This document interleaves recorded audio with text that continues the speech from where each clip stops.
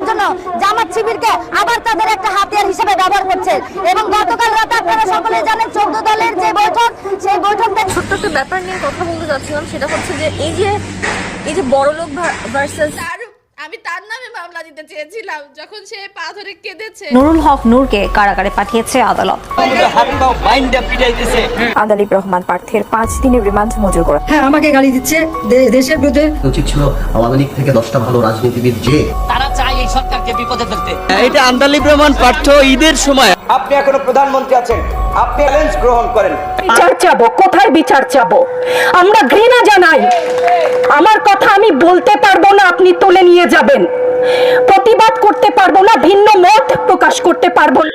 সম্মানিত বিয়াস, আসসালামু আলাইকুম। দেশ এবং প্রবাসে, দূরে এবং কাছে, যে যেখান থেকে আজকের এই ভিডিওটি দেখার জন্য প্লে করেছেন, সবাইকে আন্তরিক শুভেচ্ছা, অভিনন্দন। সুপ্রিয় দর্শক শ্রোতা, শুরু থেকে কয়েকটি ভিডিও ক্লিপের অংশ দেখেছেন। আশা করি সম্পূর্ণ ভিডিও আপনারা দেখবেন এবং আমি সবগুলো ভিডিও আপনাদের সাথে শেয়ার করব। তবে কিছু কথা আপনাদের সাথে শেয়ার করব ছোট্ট করে। দর্শক, আজকের এই ভিডিওটি দেখার জন্য যারা প্লে করেছেন সবাইকে আমি অনুরোধ করব পুরো ভিডিওটি কন্টিনিউ করবেন, কারণ বিশেষ কিছু তথ্য রয়েছে আজকের এই ভিডিওতে। দর্শক, শুরু থেকে যে ভিডিও ক্লিপটা দেখেছেন, ছোট্ট এক টুকরো ভিডিও ক্লিপ দেখেছেন, ইনি কিন্তু সানাই মাহবুব। আর এই সানাই মাহবুবকে চেনে না নতুন প্রজন্ম এমন কোনো ছেলে মেয়ে নেই। সুপ্রিয় দর্শক শ্রোতা, ইনাকে ভিডিওতে দেওয়ার উদ্দেশ্য হচ্ছে ইনি কিছু কথা বলেছে আমাদের শিক্ষার্থীদের নিয়ে। তো চলুন আমরা সেই ভিডিও ক্লিপটা দেখব এবং আরো কয়েকটি ভিডিও এখন দেখব, তারপরে আপনাদের সাথে গুরুত্বপূর্ণ আলোচনা করব ভিডিও শেষে। চলুন সেই ভিডিও ক্লিপটা আগে দেখি। এটা আন্দালিব রহমান পার্থ ঈদের সময় আমার মেয়ের চিকিৎসার জন্য দেশে, আমার মেয়ে অসুস্থ, সেইটা ওরা ঈদের সময় সেটা বানাইছে যে আন্দোলনের কারণ না, এটা পার্থ ভিতরে আছে। পার্থকে জিজ্ঞেস করবেন এইবার এরকম তো কখনো হয় নাই, ঝুলানো সাবেক এমপি, মন্ত্রী, জাতীয় দলের আমরা ডাকসুর ভিপি চোরের মধ্যে ঝুলাইয়া পাও বাইরা ফুটবলের মতো রাজনীতি করা তো অপরাধ।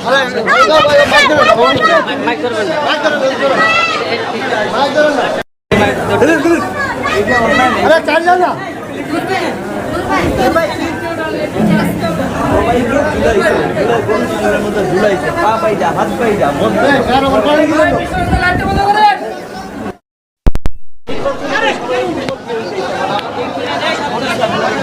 মোবাইল চোরের মতো, ঈশ্বরের মতো বিবি কার্যালয় পিটাইতেছে। স্বীকারোক্তি চায় যে আমরা মেট্রো রেলে আগুন দিছি, আমরা আরেক প্রমাণ টাকা দিয়েছে, নাশকতা করাই দিয়েছে। স্বীকারোক্তি নেওয়ার জন্য মারধর করতে দিয়েছে। স্বীকারোক্তি দিলে তাহলে কিছু করবেন না। এটা আন্দালিব রহমান পার্থ ঈদের সময় আমার মেয়ের চিকিৎসার জন্য দেশে, আমার মেয়ে অসুস্থ, সেইটা ওরা ঈদের সময় সেটা বানাইছে যে আন্দোলনের কারণ না, এটা পার্থ ভিতরে আছে। পার্থকে জিজ্ঞেস করবো বিএনপির কোনো নেতা না।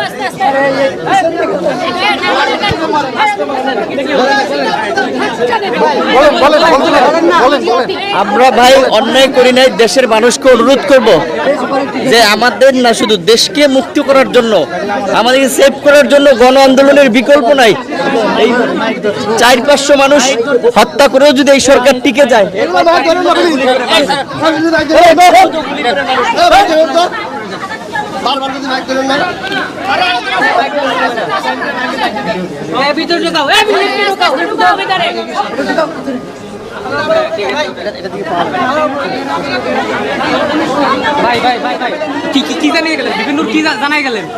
জানাই গেলেন যে প্রত্যেকটা নেতাকে তারা অস্বাভাবিক রকমের অত্যাচার করছে, তাদেরকে মারধর করছে, ঝুলায় পিটাইছে। সেই কথাই বললো যে সাবেক এমপি এবং এই যে আমিনুল ইসলাম টুকু দিয়া, জামাতের দিয়া, রিজভি দিয়ে কেউ সবগুলোকে উপরে ঝুলাইয়া পিটাইছে। সেই কথা বললো যে আপনাদেরকে বিষয়টা জানানোর জন্য আবার আজকে রিমান্ড দিতেছে। আজকে আবার কি পরিমাণ অত্যাচার করবে সেটা আপনারা তার বুঝতে হয় নাই।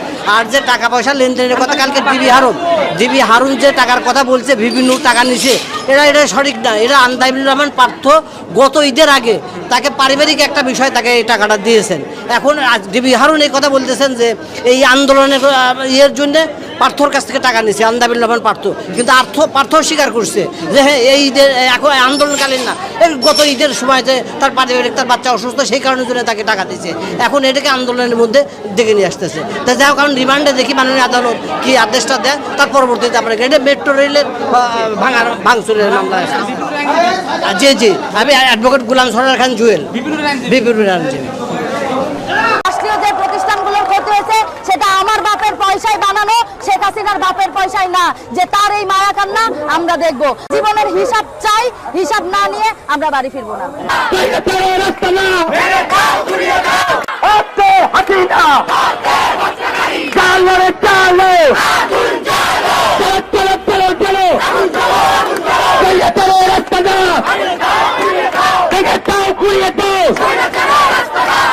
আমার পক্ষে শেখ হাসিনাকে রাষ্ট্র হিসেবে, সরকার হিসেবে আর মানা সম্ভব না। আমি শেখ হাসিনাকে একটা হত্যাকারী, একজন খুনি, স্বৈরাচার, মাফিয়া ছাড়া আর কোনো কিছু মনে করি না। সেই জায়গায় আমার মনে হয় যে রাষ্ট্রের যেই সম্পত্তিগুলোর, যে অ্যাসেটগুলোর, যে প্রতিষ্ঠানগুলোর ক্ষতি দেখিয়ে এই যে সাধারণ মানুষের উপরে নির্বিচারে গুলিটাকে গোপন করার চেষ্টা করা হচ্ছে বা ওইটাকে বড় করে দেখা হচ্ছে, এটা রীতিমতো হাস্যকর। অবশ্যই জীবনের দাম অনেক বেশি। আমরা মনে করি যতক্ষণ এই হত্যার বিচার আমরা আদায় করতে না পারি, যতক্ষণ এই খুনি, হত্যাকারী, স্বৈরাচার শেখ হাসিনাকে আমরা গদি থেকে টেনে হিচড়ে বাংলাদেশের জনগণ না নামাতে পারি, ততক্ষণ যদি একজনও জীবিত থাকে বাংলাদেশে, সেই একজনও রাস্তায় নামবে, মাঠে নামবে, এটা প্রতিবাদ করবে। 15 বছরে তারা জামাত শিবির নিষিদ্ধ করে নাই, করতে পারে নাই, কিন্তু এখন যখন তাদের অস্তিত্ব সংকটে পড়ে গেছে, এখন তারা এই আন্দোলনের মোড়কে ঘুরিয়ে দেওয়ার জন্য, এই আন্দোলনকে নস্যাৎ করার জন্য জামাত শিবিরকে আবার তাদের একটা হাতিয়ার হিসেবে ব্যবহার করছে। এবং গতকাল রাতে আপনারা সকলে জানেন 14 দলের যে বৈঠক, সেই বৈঠক থেকে তারা জানিয়েছে জামাত শিবির নিষিদ্ধ করতে চাই। আমরা মনে করি যে এইটা একটা প্রিয় ষড়যন্ত্র শেখ হাসিনার, যে এখন জামাত শিবিরকে নিষিদ্ধ ঘোষণা করে তারপরে রাজপথে যতগুলো সাধারণ জনগণ আন্দোলন করবে সবাইকে ওই নিষিদ্ধ জামাত শিবির বলে তাদের উপর দমন পীড়ন চালাবে, আবার একটা হত্যা চালাবে। এই জন্য তারা এই মুহূর্তে জামাত শিবিরকে নিষিদ্ধ করার এই নতুন খেলা, এই পায়তারা, এই ফাঁদ পেতেছে। আমরা এই ফাঁদে পা দিতে চাই না। এবং আমরা বর্তমানে মনে করি যে পুরো এখন বাংলাদেশে যে আন্দোলনটা ফর্ম নিয়েছে সেটা আর 6 জন সমন্বয়ক অথবা সমন্বয়কদের মধ্যে আর সীমাবদ্ধ নাই। এখন আমরা প্রত্যেকেই সমন্বয়ক, প্রত্যেকেই এই আন্দোলনের সংগঠক, প্রত্যেকেই এই স্বৈরাচার হটাও আন্দোলনের সমন্বয়ক হয়ে উঠেছি। এবং আপনারা জানেন যে আমরা দেখতে পাচ্ছি এই আন্দোলন যখন ধীরে ধীরে। বন্ধুরা, আপনারা এতক্ষণে যে ভিডিও ক্লিপটা দেখেছেন হয়তো আপনারা বুঝতে পারছেন আর আপনাদের ভালো লেগেছে। দর্শক, আমি বেশি কথা বলতে চাচ্ছি না, তো কিছু কথা আসলে না বললেই হয় না। সুপ্রিয় দর্শক শ্রোতা, আজকের এই ভিডিওতে কিন্তু আমাদের সাবেক সংসদ সদস্য পার্থ সাহেব আছে এবং পার্থ সাহেবকে কিন্তু পুলিশ অ্যারেস্ট করেছে এবং তারা 5 দিনের রিমান্ডে বর্তমান চলমান অবস্থায় আছে। সাথে রয়েছে আমাদের বিপি নুরুল হক নূর, আর নুরুল হক নূরকে চেনে না এমন কোনো লোক নেই। সুপ্রিয় দর্শক শ্রোতা, আজকের এই ভিডিওতে এমন কিছু তথ্য রয়েছে শিক্ষার্থীদের, যা আপনারা এই তথ্যগুলো জানলে অবাক হয়ে যাবেন যে শিক্ষার্থীরা আসলে আমাদের দেশে বর্তমান কি বয়ে নিতে চলেছে, কি এবং কি এনে দিতে চলেছে, এবং শিক্ষা সমাজ কোথায় যে দাঁড়াবে হয়তো আপনারা আমার জানা নেই। এখনো স্কুল কলেজ খোলার কোনো সিদ্ধান্ত হয় নাই, শিক্ষার্থীরা কিন্তু এখনো রাস্তায় নেমে আছে। জানি না এই চলমান পরিস্থিতি কোথায় যে দাঁড়াবে, আপনি আমি হয়তো কোথায় থাকবো এবং কি নতুন কোনো ষড়যন্ত্র হচ্ছে কিনা এবং কি করতে চাচ্ছে আমরা কিন্তু কিছুই বুঝতে পারতেছি না। দর্শক, বেশি কথা বাড়াবো না কোঠা আন্দোলনকারীদের নিয়ে, তারা এখনই এমনিতেই ক্লান্ত।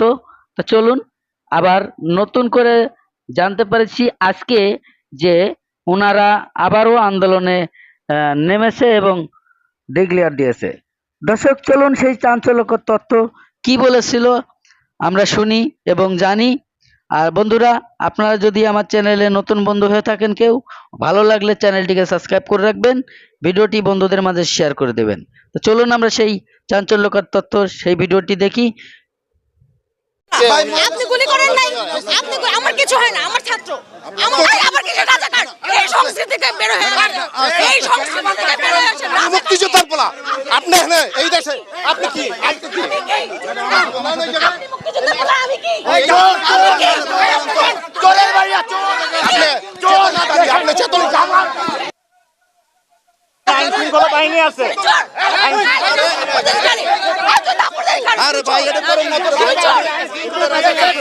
আপা আমার সাথে আসেন, আপা আমার সাথে আসেন, আপা আমার সাথে আসেন না।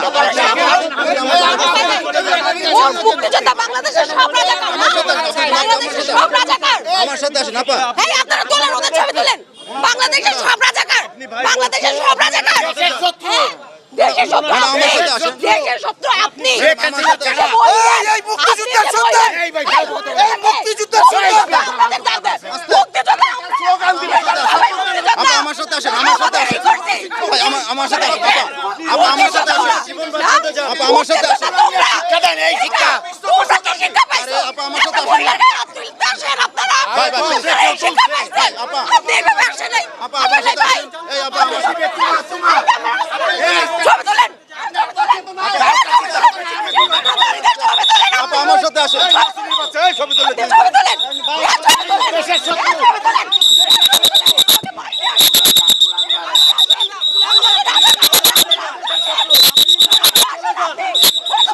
আমার সাথে আসেন, আপা আমার সাথে আসেন, আমার সাথে আসেন, আপা আমার সাথে আসেন না। আপা আমার সাথে আসেন, নাম করা লাগবে না, তোর কাছে নাম করতে হবে না, আমার সাথে তোর আসেন। মতো আমি অশিক্ষিত মূর্খ না, আমার নাম আমার জানতে সাথে হবে। আপা। আমি তোর মতোই নাই।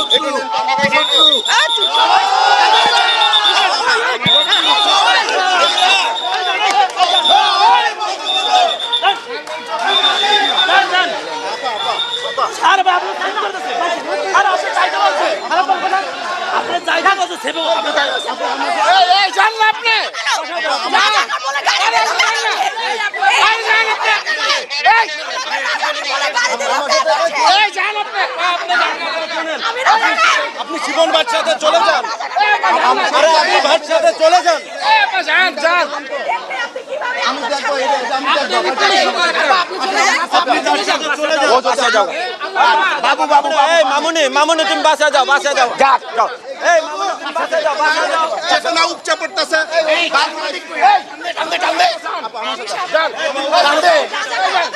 দেশের শত্রু, দেশের শত্রু কুলাঙ্গার।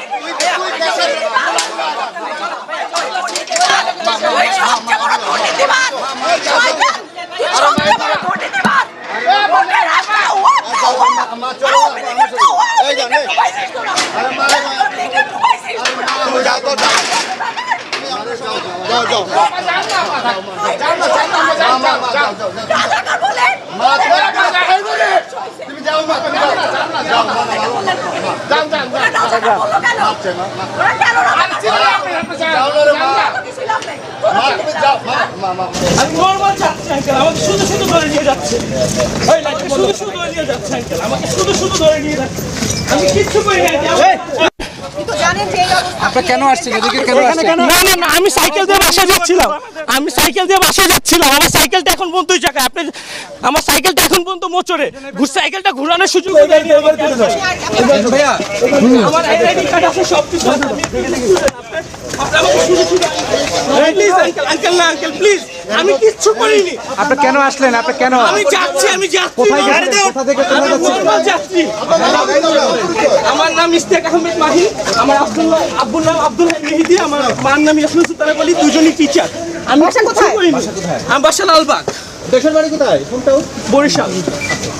শুধু শুধু আঙ্কেল আমাকে দিয়ে নিয়ে যাচ্ছে, প্লিজ আঙ্কেল আমাকে সেভ করেন, আমি কিচ্ছু করিনি, আমি আল্লাহর কসম খেয়ে বলতেছি আমি কিচ্ছু করিনি, আমি কিচ্ছু করিনি আঙ্কেল, না আমি কিচ্ছু করিনি আঙ্কেল, আমি কিচ্ছু করিনি আঙ্কেল, আল্লাহর কসম আঙ্কেল আমি কিচ্ছু করিনি, আল্লাহর কসম আঙ্কেল আমি কিচ্ছু করিনি, আল্লাহর কসম আঙ্কেল আমি কিচ্ছু করিনি, আল্লাহর কসম আঙ্কেল আমি কিচ্ছু করিনি, আঙ্কেল আমি কিচ্ছু করিনি, আঙ্কেল আমি কিচ্ছু করিনি, আঙ্কেল প্লিজ আমি কিচ্ছু করিনি।